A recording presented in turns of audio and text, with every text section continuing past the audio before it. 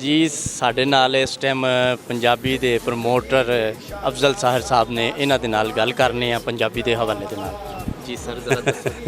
Promoter तो इंज कह रहे जिमें मैं ना जिमें बाहर के मुल्कों के नहीं प्रमोटर होंगे नहीं मैं देसी प्रमोटर हाँ पंजाबी का।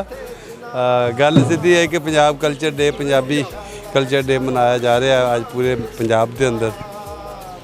इसकी बड़ी खुशी है, बड़ा माण है कि 12-13 करोड़ लोगों पंजाब के लोगों उन्होंने धरती विरसे कल्चर नाल अपने रंगां रूपां नाल सारी खूबसूरती नाल जुड़न का मौका मिला। जो जिस तरह का साडी पूरी रहतल है वो हज़ारां जिहड़े रंग ने उन्होंने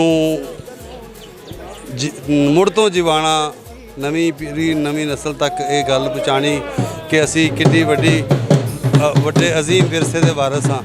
तो सूफियां फकीरां दरवेशां की धरती है 5000 5,500 साल पुरानी। तो ये हुण तक इन्होंने मतरेआं वाला सलूक किया गया सी, लेकिन है कि पंजाब सरकार का शुक्रिया इस गलों कि उन्होंने पंजाबी बोली नूं पंजाब के कल्चर नूं पंजाबी रहतल नूं उजागर करने लई सरकारी तौर पर पंजाबी कल्चर डे मनाउण दा हर पहली चेतर की 14 मार्च नूं ये शुरू होया।